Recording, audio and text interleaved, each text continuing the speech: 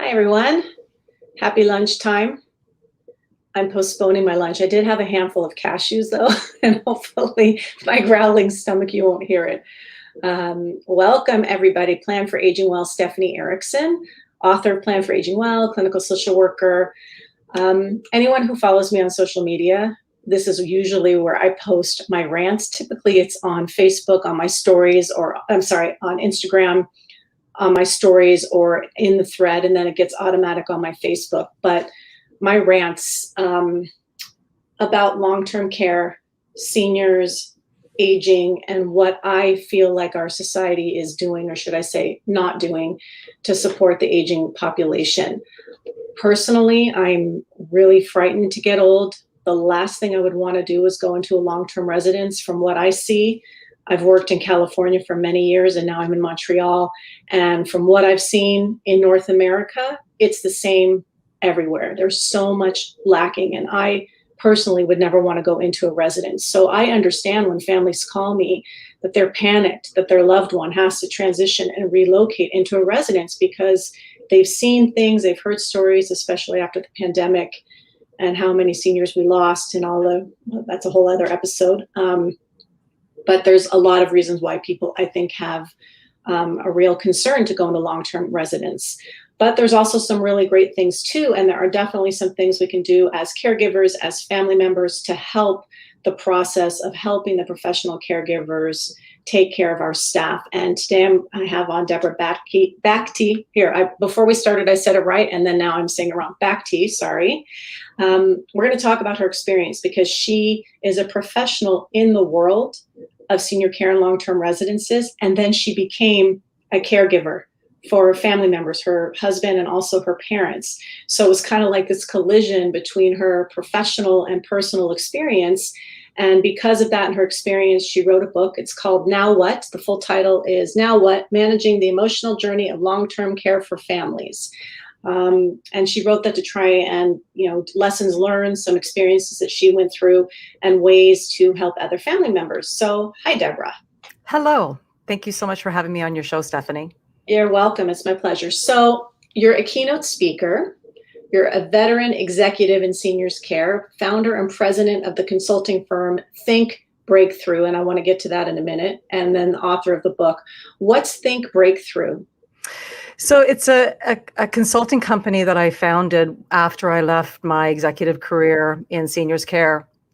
And I really focus exclusively on the seniors care market and provide coaching and training and consulting within seniors care. Okay, so it's directed to residences. You work with the organization. Okay, so you don't work directly with families, you work with the organizations. I work with the organizations, and certainly with my latest book, Now What? Written for families, my focus is to help support the seniors care organizations to support their customers, which is their families. So that's good because it's giving the organizations insight into the experience that the caregivers and the families are having, which will help them better meet the needs of that population and also, of course, of the residents who are living in these care homes. Exactly. Okay, awesome. Okay, so first let's just talk a bit about your own personal story. I'm taking my glasses off because the glare kind of bugs me when I watch the videos back. I can almost see you, but not fully. So if I put them on to read my notes, you'll know why. Deborah, talk to me about your husband, because you said he went into long-term care in his early 60s, which is not something that we expect to happen to our spouses, particularly that young. So talk to me about what happened. Yeah. Well, and as you mentioned that really only 10 to 15% of population in long-term care are residents under 65. So you're absolutely right. It's a pretty small minority. So I started working in seniors care in 2008. And then it was around 2010. I was only a couple of years into my career in seniors care when my husband started having symptoms. It took us 18 months to get a diagnosis after 27 different specialists and 5 different hospitals. And we were working with home care and adult daycare because whatever it was that he had, it continued to deteriorate his physical and his cognitive abilities. And then it became apparent that we could no longer take care of him at home. So in 2011, we had to face that decision that families never like having to do to admit him into a long-term care home. And my role was transformed into that resident's wife, that role that we never really want to have to play. When he was in long-term care is when we actually got the diagnosis of this disease called Erdheim-Chester, which only 400 people in the world had been diagnosed with. Oh my God. So not only was he younger, but he had a disease that there was not a lot of knowledge about, which contributed to some of the challenges when it comes to trying to manage that kind of a disease. And I mean, people already, when people go into long-term care residences, there's this like uptake of intense isolation for people. Yes, there's staff around and other residents, but people, usually the clients who are living there, feel quite isolated from the rest of the world, from their families. Of course, layer on the pandemic, which is again another issue. But then we've got your husband's age, like you mentioned. So he doesn't even look like the other residents that are there. He doesn't have the same breadth of life experience that all of them have. It makes you, as the caregiver, his wife, you show up, you walk in the door, people probably think, oh, are you here to see your mom or your dad? Not thinking that you're there to see your husband. Right. Plus, like what the support groups for someone with this, I'm not even going to repeat what that diagnosis is because I can't, but support groups for people with Alzheimer's or people with Parkinson's, there's certainly more of those, but I'm sure it must have been even more isolating for you too.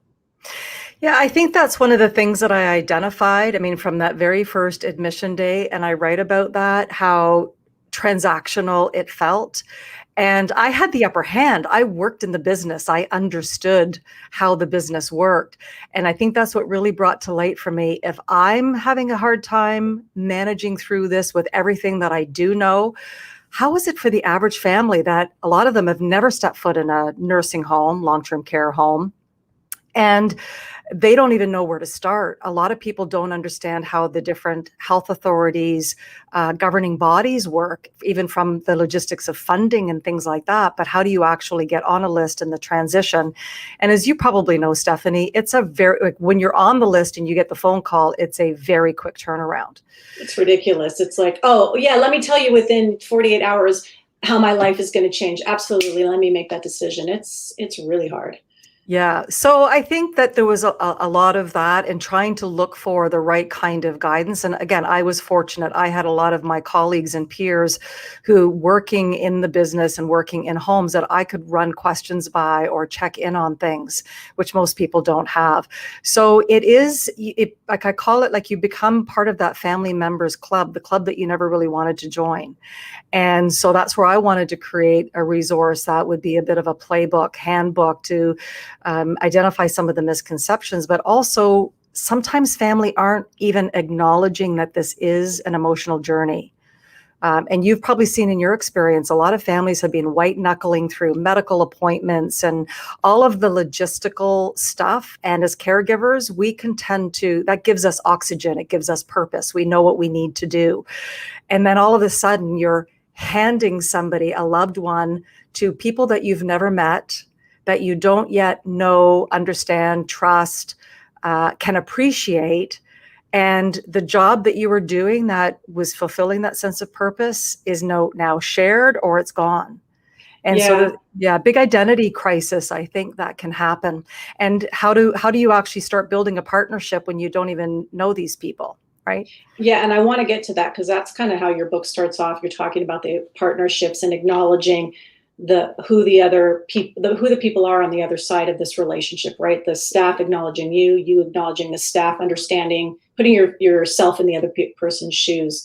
But one of the questions I just want to ask you before we get into like the nitty gritty of your book is, as a professional, and I find this too, it's one thing to be a professional and keep that like role and that stoic position and advocate for a client. And then when it becomes your life, like I know with my son, he struggles with anxiety, and I can advocate, till the cows come home for anyone who has an anxiety in the school system, whatever it might be. But then when it's my son, I'm like a blubbering mess in every single meeting. I can barely hold it together. Yes, I know the resources and stuff, but it's very hard to compose myself when it's so personal.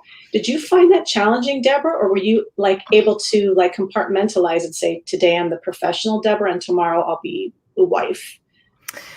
Like you, I struggled with it. I mean, I could put the game face on, and when I was in and interacting with staff, they would also see when there were some visits that I would be walking to the elevator with tears in my eyes, because I just kept thinking, I can't believe that this is happening. And the compassion that they would show, because when I was able to drop that facade, I guess, that armor, they could see that I actually was, that loving, supportive wife who was having a real emotional struggle with it. So sometimes I almost feel like we don't do ourselves any real benefit when we keep that game face on. But sometimes it's our coping mechanism, Yeah. right? To hold everything in. Otherwise, we don't want it coming out and creating a big old mess in front of people that we're going to then feel embarrassed about. But I could also say the professional caregivers in homes, they've likely seen everything. Nothing's going to surprise them, and sometimes it actually helps them to appreciate that this is even if I just go back to the admission day, I'm going to guess it's probably one of the hardest days of their lives, because I know it was for me. And on their side of things, it's one more admission that they're processing on an already busy day. Yeah. So that ability to be able to create that humanity and that moment of awareness that this is life-changing, and people who work in long-term care have the power to influence that experience with how they show up, how they empathize, even though they still may be struggling with all the different busyness and tasks that they have.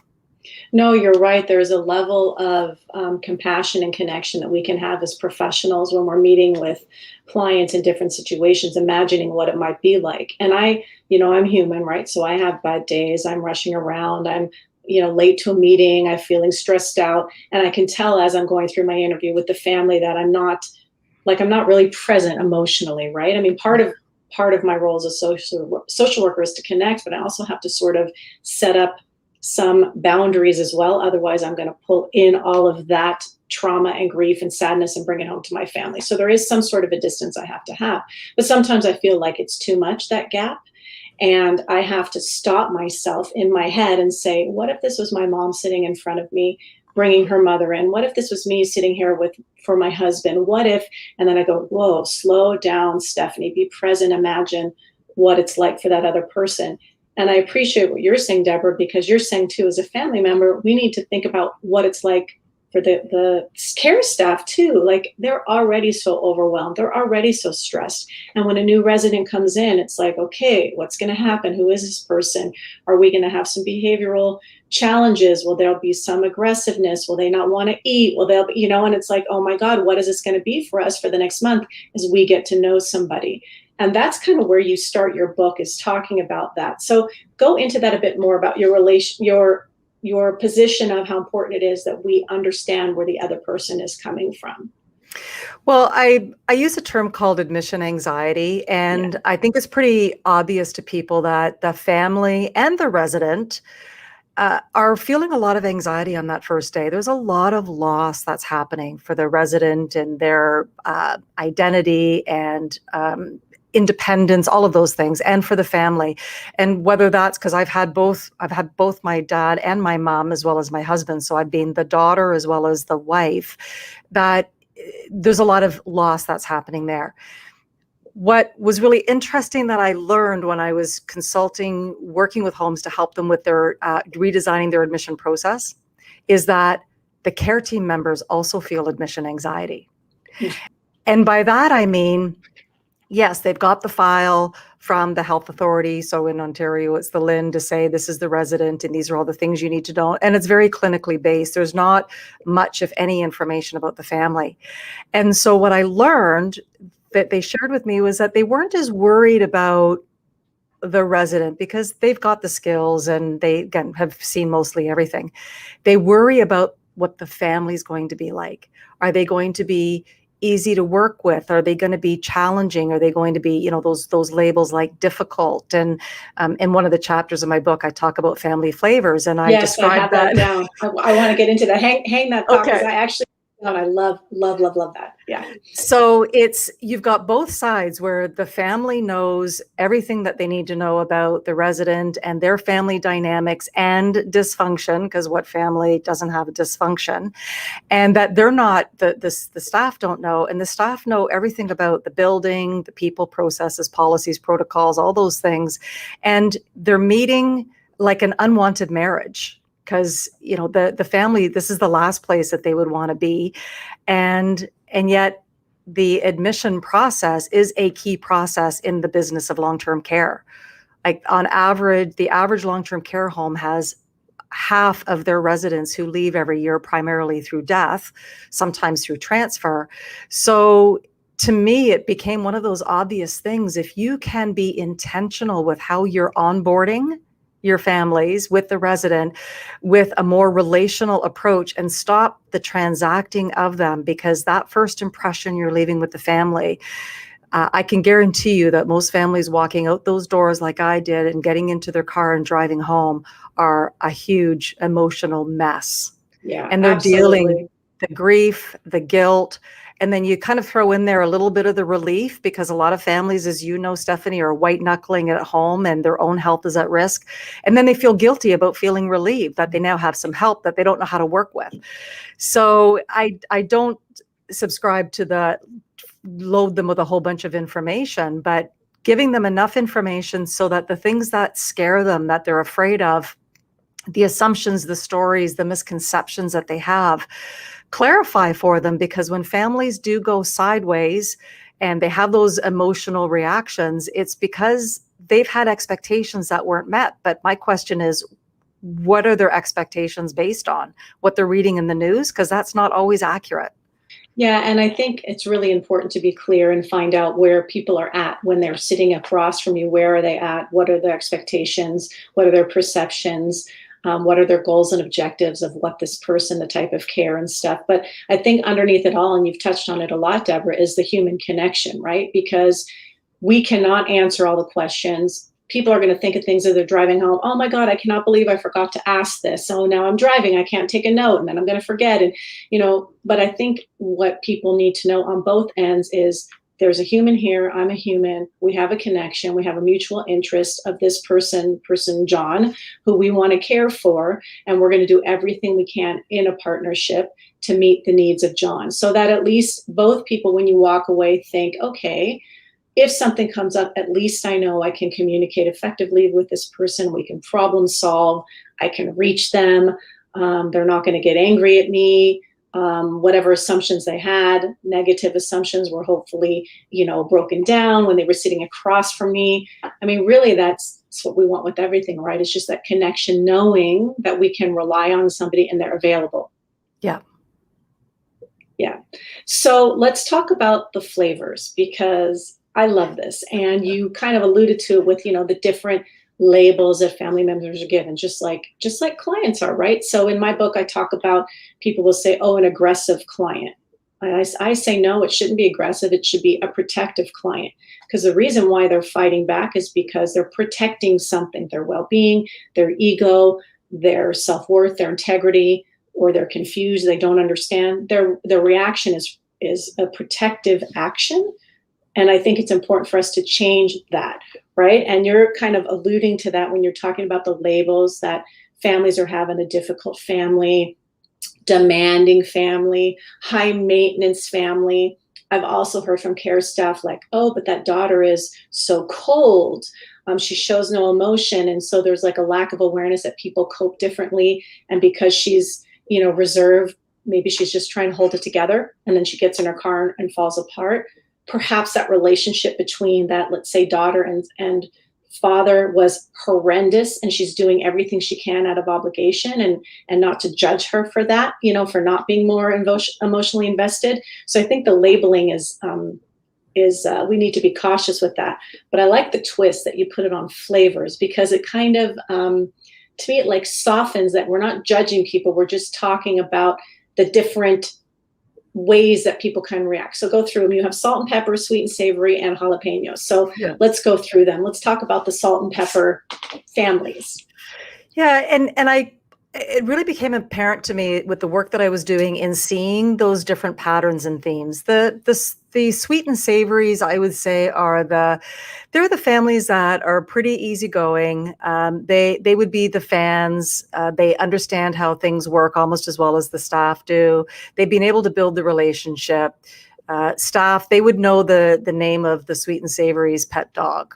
They would have that kind of a relationship, and they'd be the families that they can count on to get the word out about different events, or they're just very supportive about them in the community. And then I think probably the majority of the families that you have are what I call the salt and peppers, and they're families that they're maybe not as engaged. Whether it be because of distance or they're working full time, other commitments and obligations. So they're kind of aware of what's going on, but they're a bit on the peripheral. I've got a friend of mine whose mom lives in long-term care, and she lives up north, and she reads the emails. She'll have the odd conversation, but she's of the mindset that they know what they're doing, and unless there's a problem, I don't really need to get involved. And then Let me just throw something in yeah, there before you get to the jalapeno, about the salt and pepper, because you were talking about some barriers like, working full time or distance, that kind of thing. But I want to just go back to sometimes this presumption that care workers and support professional caregivers make regarding families. So there's a file I'm working with right now, and the nurse said to me, "Well, the daughter never visits. She used to visit all the time, and now she's never coming. I don't know what's wrong with her. Like, she doesn't even care about her parents anymore." When I spoke with the daughter on the phone, I asked the daughter, "I understand your visits have reduced. Can you talk to me about that?" And she said, I can't do it. I go there and I am devastated. And then I can't work. I can't take care of my family. I can barely breathe because it is so distressing to see my parents like this. I can't manage it." So she's not doing it out of neglect. She's doing it because, emotionally and psychologically, she can't manage it. So I think we need to remember with the salt and pepper families that there may be reasons, again, like underneath why they're not as engaged as you would like. And it's not because they're bad people. Yeah, and I think that's a great point. And I think the other thing with salt and peppers is, like with salt and pepper, they can become a little bit spicier if they're not tended to. And to that very example, I mean, I can remember times where when I realized I needed to scale back, I was visiting daily and then trying to scale it back to 3 times a week. I was working an hour away with 2 young kids at home. And one time, I think maybe have been my first business trip that I allowed myself to go for. And one of the PSWs, when I walked in, said, "Oh, nice to see you. Haven't seen you in a while. Have you been away?" I don't know that she meant anything edgy about that, but how I heard it was full of judgment. Yeah. But I have to recognize that was my issue because I was feeling the guilt. And so I try to work with my clients to say, just to your very point, you don't know what's going on. You're not living their life. And of course, as humans, we make up stories and we make up assumptions. But you calling your client and asking that question is the kind of check-in that needs to happen without judgment. Yeah. Exactly. So now let's talk about jalapeno, which, by the way, was on my meal last night that I made. I had some jalapenos on it. I love that extra kick, but I have a feeling that in this context, the extra kick's not so helpful. Well, and I did want a bit of a fun and approachable way to be able to write about this and talk about that. And I had many moments where I was a jalapeno family member, and the jalapenos are the ones that can get really hot and spicy, and the ones that get labeled as difficult and demanding and high maintenance. And usually I find with that, it's what's underneath that is creating, whether it's their overall, can be perceived as their personality, and that they may very well be true, or what are the circumstances that are contributing to that. So I would have considered myself on average to be a salt and pepper with my sweet and savory moments. But when I had my jalapeno moments, it was usually because of miscommunication, unmet expectations, because of the lack of clarity around the conversation. And it could be something little about when Ty's glasses got broken in the laundry and it was made to sound like it was his fault for leaving his glasses in his pocket, and the words that are used in that conversation, to things that were a bit more significant. And there was usually an element of my level of fatigue and mental well-being in the role that I was. And so if I walked in and I'd had a busy, challenging day at work and I knew I had to rush home for the kids and I was trying to force a visit in between and I was already a bit edgy and a staff came up and started talking to me about how many times Ty rang the call bell and that's just not appropriate.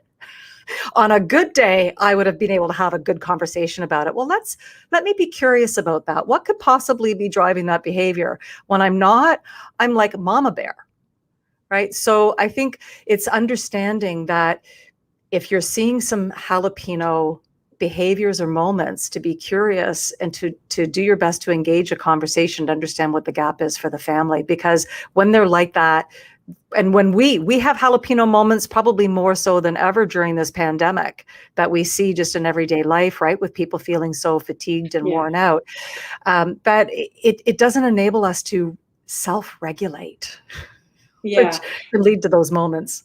And I like too, you're mentioning, we can all be everything in every role in our life. I'm sweet, savory, salt and pepper, and jalapeno with my husband, with my kids, right? Everywhere in our life, we all have these moments. But what you're talking about, what's so important is, first of all, the transparency of where we're coming from, understanding that there's something underlying those reactions that are unusual for somebody, out of the norm, or just seem more intense than what the situation might be. Like, wow, this reaction for glasses seems really, high versus a reaction for falling. And now my loved one's in the hospital. Okay, that kind of makes sense, So, understanding that there's something else underneath. And I think one thing that I find that a lot of people are hesitant about is to just call it out for what it is in a loving way, but saying, like, Deborah, I understand you seem really angry about Ty's glasses. I hear you.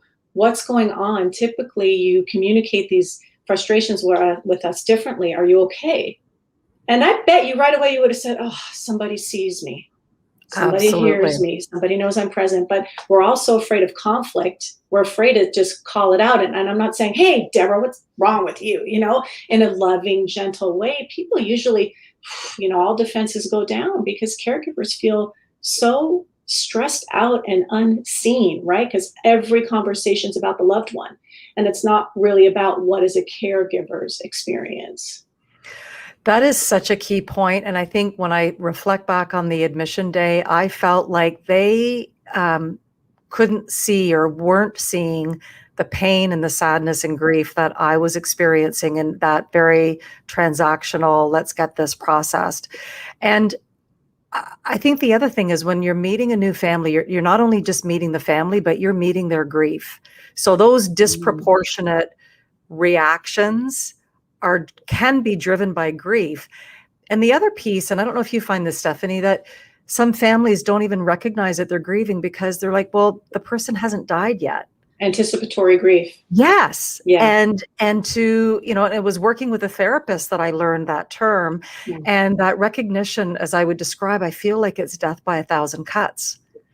And how to process that. So within all of that grief comes these reactive emotions, and the number of families that have reached out to me to say, I recognize now that it was my grief that was fueling the flames of my negative reactions and not able to empathize with the staff. And one of the misconceptions I talk about is, people say, well, the whole thing about when your loved one passes away, you've basically got 24 hours to clean out the room. But also be aware that when you're moving your loved one in, those staff members likely lost a resident in the last 72 hours that they probably grew to really care for and love. People don't get into this business for the money.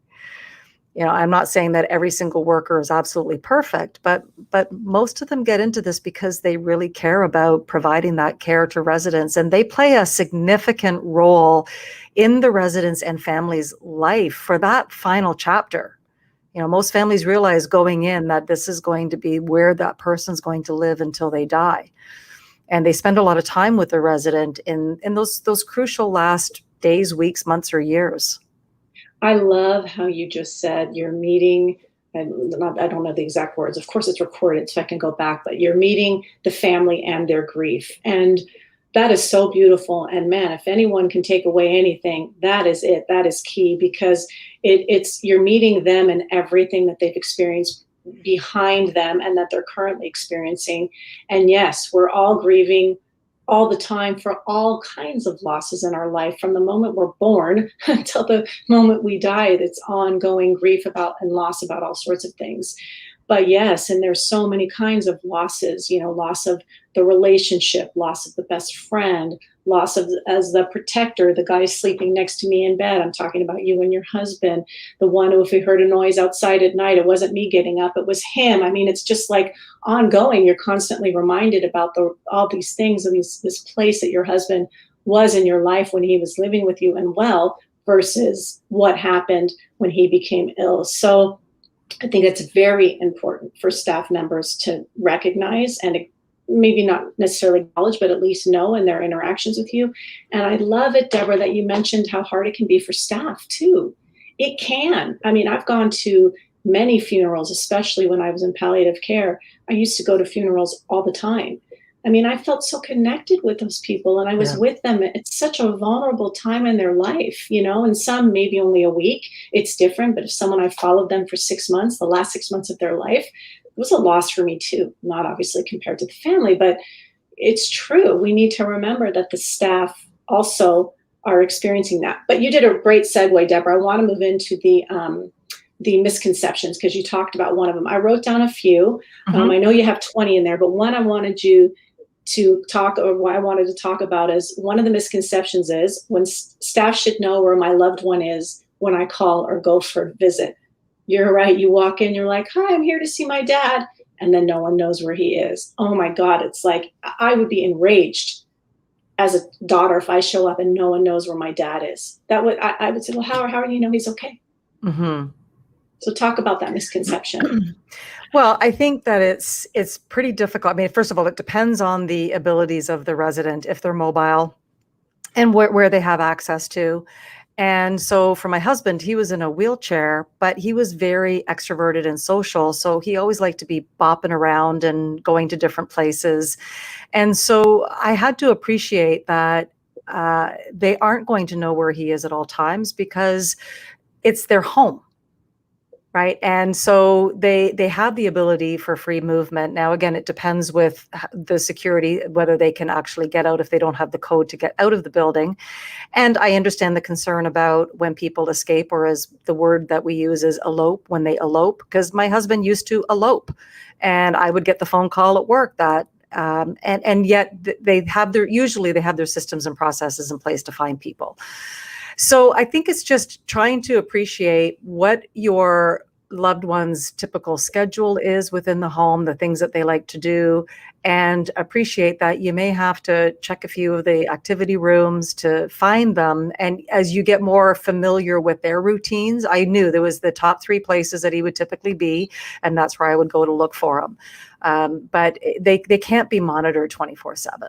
And the thing too, I think, when you're talking about working with organizations as you do consulting with them, is if the staff have a way of responding to that. So Ty, he was social butterfly. He would bop around and go to different places. So instead of you showing up and saying, where's my husband? And they say, I don't know. They could say, well, you know how Ty is. He's a social butterfly. He's around here somewhere checking in with somebody. Because then it's like, you still don't know, but you know that they know him. Right. That they know who he is, that they're supporting who he is, that they're caring for him in his personality and how he is. So I think that's like an adjustment. And hopefully in your consulting, these are the kinds of things you're talking about with staff, is we can just change the way we respond, and it makes families feel like, oh yeah, okay, they get him. And that's where I think in that very beginning, the more you can learn about the family and what's important to them.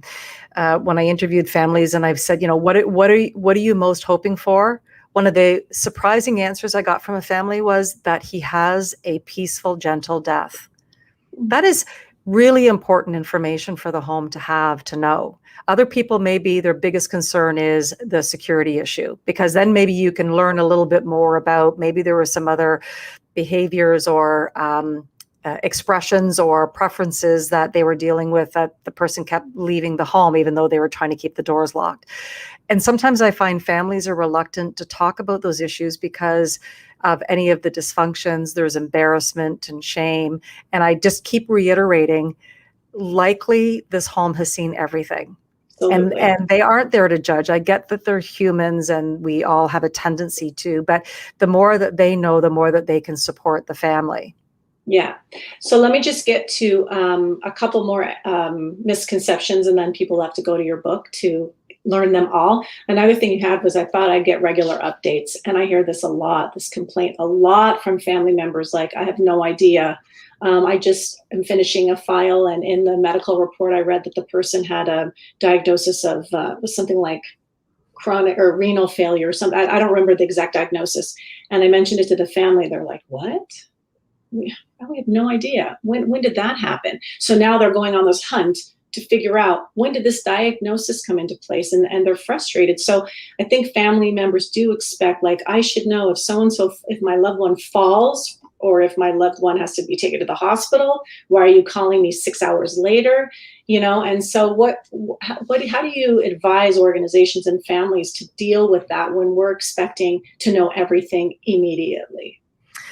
Again, I think it goes back to talking to the family and clarifying and adjusting and managing, if necessary, their expectations, to be able to say, these are the types of updates. So it's ministry mandated anytime that there's a fall, right? They have to make the phone call. They've got the protocol. Even if the family says, stop calling me, I don't want you to tell me about that, right? They still are required to. But to perhaps give examples where we're not going to call you. And those may be those minor things that they would spend their entire day just updating families on.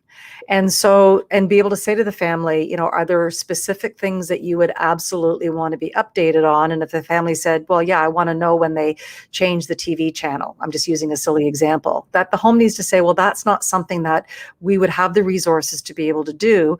However, if this type of example were to happen, then we could provide an update on that. And to have the conversation around whether there's flexibility of, is it a phone call? Is it a text? Is it an email? Again, every home has their different processes for communication. But I think it's really, even to be able to say, what would be your top 3 priorities as far as what you want to have communicated on a regular basis, because every family is different.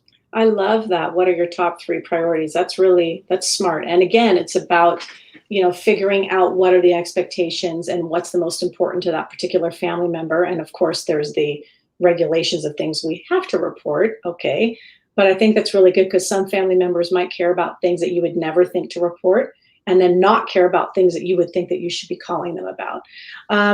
Just one last misconception before we wind it down, and you alluded to this after that admissions with your husband, is, you think maybe you're going to have some relief or have reduced anxiety when you drive away, but in the end you're like, okay, this is not feeling any better. Now I feel more guilty. I feel more anxious, because even though I was exhausted doing all the care, now I have no idea what's going on. So what is your advice around that? Well, one of the things that I suggest that the homes do is that evening that they phone the family member to check in with them to see how they're doing. And I recognize that from when after my experience of walking inside an empty home. I think the kids would have been at school, and I'm just like, I was kind of like, now what? Like, I don't even know how this looks. And so some of my clients that have shared that they have called the family, it's almost like they're like, and they'd say, first of all, everything's okay. Ty's met some great friends and he's had a good meal, and we're really looking forward to getting to know him. But I'm calling to see, how are you doing? How are you feeling? Gosh, that must have been a hard day for you. How are the kids? How can we support you? That kind of 5-10 minute call to connect as a human, to say, we see and we recognize that this was likely a really hard day for you. I mean, we can't assume it's going to be a super hard day for absolutely everybody, but generally speaking. And even just to saying, how can we support you? The person may say, you know what, just you calling has been great, or, if I think of anything, I'll let you know. But, and to assure them, we are going to do everything we can to take the best care of your husband. But I think that phone call, I love that it recognizes you, and like I said earlier, it sees you as being an integral part of Ty's life as well. But just the call in of itself, it's like a double whammy, because it's also telling you that this home is sensitive, they're compassionate, they have empathy. So it also relieves anxiety just knowing that they had it in them and their organization runs in the way in which they would think of you as well. That also, so it's killing two birds with one stone, right? It's kind of doing two things at the same time. Yeah.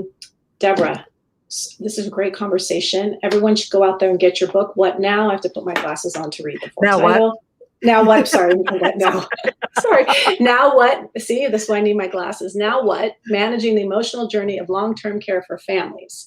And where can people get in touch with you? You have your website, right? Yeah, DeborahBhakti.com. And my email is Deborah@DeborahBhakti.com. The book's available on Amazon. And if people want to buy in bulk, they can contact me directly and buy off my website. I also have an audiobook and ebook available on my website as well as on Audible. Oh, an audiobook. That's a great idea. Good idea. I will put the link to the website in the comments in YouTube and in Facebook and in LinkedIn as well. Wonderful. So hang on, Deborah. I'm going to close the live stream, but just hang on for a second. Thanks so much, and go out and check out Deborah's book, and have a good day, everyone. Bye.